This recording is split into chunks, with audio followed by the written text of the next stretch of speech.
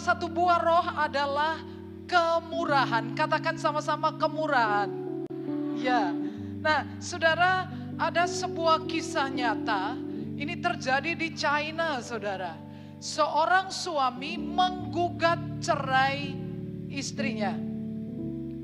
Setelah dicerai, kemudian dia menggugat istrinya. Saudara tahu alasannya kenapa? Karena 3 anaknya, 2 laki, 1 perempuan. Gak ada mirip-miripnya dengan baik istrinya maupun suaminya. Anaknya itu dikatakan sangat jelek, 3-tiganya. Akhirnya sang bapak tidak bisa menerima. Dia pertama saya katakan tadi, dia cerai istrinya, lalu dia gugat istrinya. Kenapa saudara? Karena ternyata istrinya itu operasi plastik. Istrinya itu aslinya juga tidak cantik, tapi karena operasi plastik jadi cantik. Saudara tahu setelah dites DNA, memang benar itu anaknya. Tapi ya tetap diceraikan. Saya kira semua bapak, semua ibu kepengen anaknya mirip dirinya. Betul ya saudara ya? Ya, oke ya.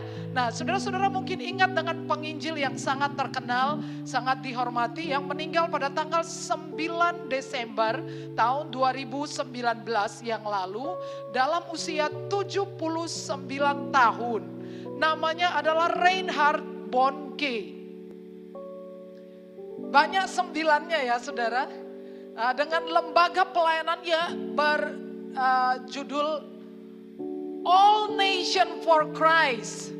Dia dikenal sebagai Billy Graham-nya Afrika.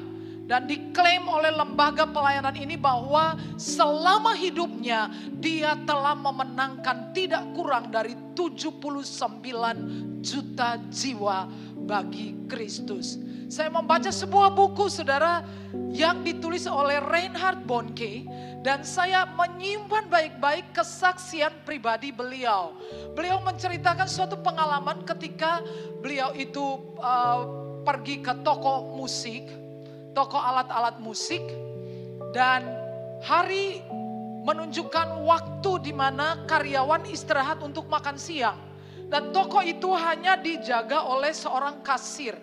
Ketika teman-teman dari Reinhard Bonnke sedang berkeliling toko musik itu dan melihat alat-alat musik yang akan mereka beli. Dan Reinhard Bonnke ini berbicara dengan kasir. Sementara berbicara dengan sang kasir, tiba-tiba kasir ini berteriak-teriak. Dia katakan, I can see Jesus in your eyes. I can see Jesus in your eyes. Saya bisa lihat Yesus di mata Anda. Nah saudara, waktu Reinhard Bonnke kembali ke rumah, dia bertanya kepada Tuhan. Dia bilang, kenapa hal itu bisa terjadi? Dan Tuhan berkata kepada Reinhard, bahwa aku ada di dalam hatimu. Dan sekali-sekali aku pengen menengok dari jendela. Orang mengatakan mata itu jendela hati. Kasih tepuk tangan saudara. Setelah itu lihat di kiri kanan saudara, sudah mirip Yesus belum? Sudah mirip Yesus belum saudara?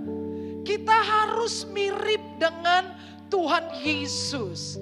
Saudara, alasan pertama mengapa kita harus murah hati adalah karena Bapa murah hati. Katakan karena Bapa murah hati. Say yes. Karena Bapa murah hati, itulah alasannya. Saudara lihat, klik. Saudara lihat. Ya, baca sama-sama. 3. Hendaklah kamu murah hati sama seperti Bapamu adalah murah hati. Semua bapak pengen anaknya mirip dengan dirinya. Kalau ada orang baru melahirkan, lalu ditengok sama tetangganya. Dan tetangganya mengatakan, aduh mirip bapaknya. Pasti bapaknya senang sekali. Tahukah saudara, Bapa di surga sangat senang jikalau orang bisa melihat gambaran pribadinya di dalam kehidupan orang percaya. Seseorang mengatakan kepada saya bahwa orang tidak pernah lebih mirip Yesus dibandingkan pada saat dia menunjukkan kemurahan. Tidak pernah mirip Yesus ketika engkau menyanyi. Tidak pernah mirip Yesus ketika engkau bermain musik. Tidak pernah mirip Yesus ketika berkhotbah. Tidak pernah mirip Yesus bahkan ketika engkau membagikan Injil. Benar saudara. Karena orang tidak peduli apa yang engkau ketahui sampai mereka tahu engkau peduli. Say yes. Jadi kita mirip Yesus pada saat kita menunjukkan kemurahan hati. Seorang sastrawan yang bernama John Bunyan, ia menulis sebuah sastra yang sangat terkenal, judulnya adalah Pilgrim's Progress. Dan dia berkata begini saudara, kita baca sama-sama 3.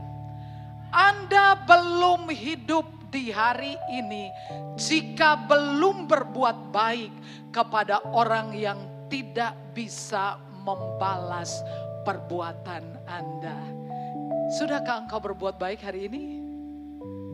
Say yes. Amin.